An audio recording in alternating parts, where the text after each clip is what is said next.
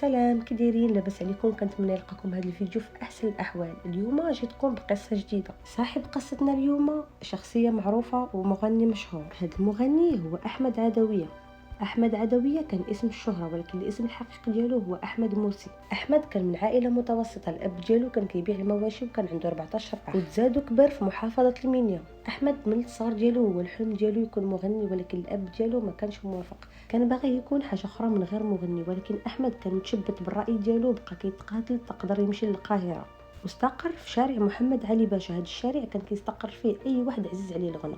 وتما فين تعرف احمد على واحد الفرقه موسيقيه وبدا كيخدم معاهم وكيعزف الالات. ولكن في الوقيته اللي كيكونوا جالسين احمد كيبدا يدندن وكيغني لصحابو، وكان كيعجبهم الحال. وفاش كيسالي كانوا كيقولوا ليه بلي الصوت ديالك زوين، خاصك تستغل الموهبه ديالك وتقلب على راسك. بقى احمد على هذا الحال كيعزف وكيدندن لصحابو، حتى غادي يوصل النهار اللي عمر احمد عدويه غادي ينساه، النهار اللي قررت الحياه تبتسم وتفتح البيبان ديالها وابواب الشهره لاحمد عدويه. احمد غادي يجي عنده واحد الصديق ديالو اللي كان معاه في الفرقه الموسيقيه، وغادي يقول ليه بلي هاد الفنانه اللي سميتها شريفه فاضل دايره حفل الزواج ديالها في اكبر كباري ديال هذيك الساعه كان في القاهره، وكانت معروفه. وقال ليه بلي هاد الفنانه كانت كتقلب على شي مغني يكون صغير ويلاه باجي ويكون الصوت ديالو زوين، اللي يعمر ديك 5 دقائق ديال البوز اللي كتكون ما بين المغني ومغني. شجعوه وقال ليه هذه هي الفرصه ديالك فين غادي تبان، حيت كاين تما بزاف ديال المشاهير والممثلين والمغنيين، بحكم انها كانت مغنيه وممثله والزوج ديالها كان حتى هو في هذا المجال. فبطبيعه الحال احمد عدويه استغل الفرصه ومشى،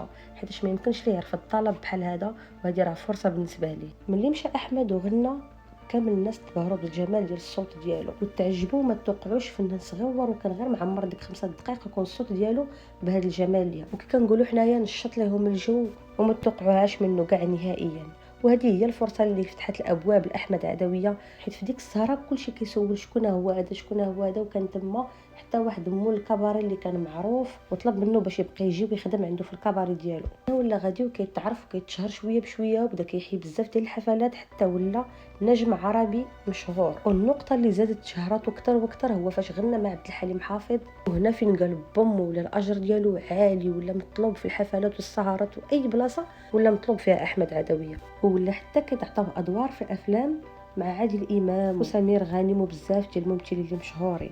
بقى احمد غادي في هذه الحياه ديال الشهره اللي كيتمناها اي ممثل واي فنان حتى 1989. احمد عدويه غادي يكون عنده حفل كبير في واحد الاوتيل اللي كان مشهور، وهذا الفندق كان سميتو فندق لاماريوت، وهذا الفندق مصنف من احسن الفنادق في القاهره. وفي هذا الفندق نيت واحد الاميره كويتيه كان عندها فيه جناح. هاد الاميره كان الاسم ديالها هي، وكانت كتحمق وكتموت على احمد عدويه، كتسطع على الاغاني ديالو والافلام ديالو كل ساعه تلقاه. حتى الامير اللي هو الزوج ديالها اللي كان الاسم ديالو طلال ما بقاش كيحمل شي حاجه سميتها احمد عدويه، صافي ولات كتجيه منه الغيره، ولا كيكرهو وكيسمعوا في الصباح وفي الليل. السيده ولات كتحماق عليه.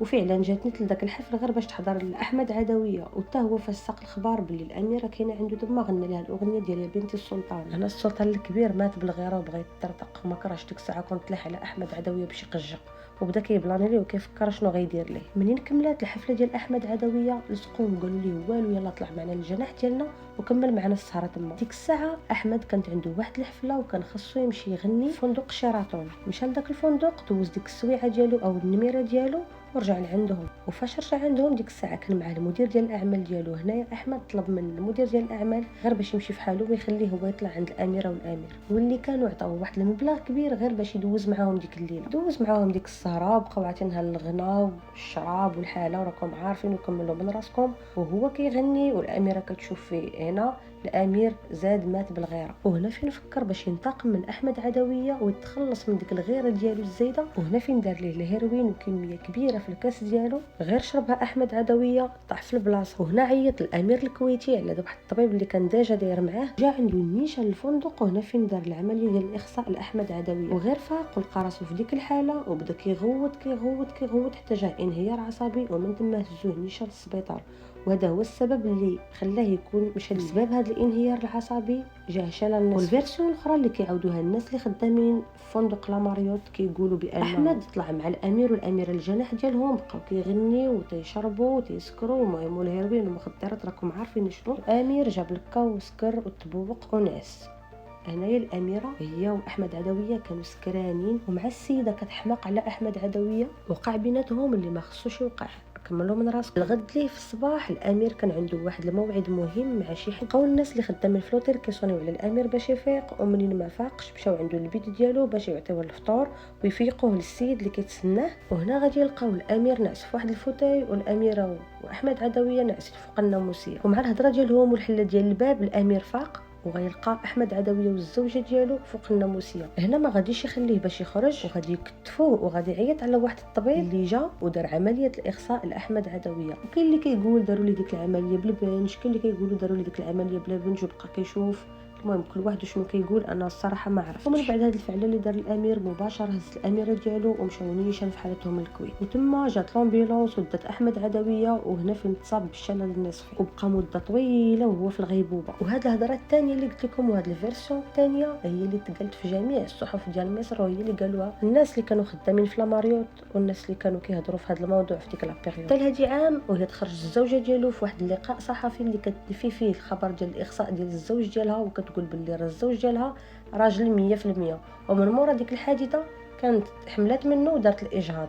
للصراحه انا جاتني غير كذبه، حيت شكون كانت بصح وعارفه بلي هاد الهضره ديال الاخصاء غير اشاعه، كانت غادي تخلي الحمل ديالها باش تبرهن للناس بانه بصح داكشي غير كذوب. وكتقول بانه الامير الكويتي ما كان بينه وبين ديك الاميره هند والو، ما كانوش مزوجين، وباللي في ديك الليله كان احمد عدويه والامير الكويتي والاميره وواحد المغربيه اللي كانت مضيفه الطيران، وكانوا بربعه بهم في الجناح وكانوا كيغنيو وكيشطحوا، وكلهم كانوا كيعطيو الاهتمام لاحمد عدويه اكثر من الامير الكويتي. وهنا هذا الامير غادي يحس بالغيره، كيفاش انا امير وعندي الفلوس ولاباس عليا وما داواش فيا هاد الجوج ومدينا فدار لي غير مغني. وبسبب ديال ديك الغيره غادي يهز الهيروين وغادي يخوي احمد عدويه في الكاس ديالو، وبسبب ديك الجرعه الزائده ديال الهيروين حيتاش كان كثير في الكاس ديال احمد هو اللي سبب ليه الشلل النصفي. وقالت باللي من مورا هاد الفعله اللي دار الامير حبسته الاميره هند وطلبت من الناس اللي خدامين في لوطيل باش يحبسوه، وباللي عاودت لهم شنو دار الاحمد عدويه، ولكن هما ما كانش عندهم الحق باش يحبسوه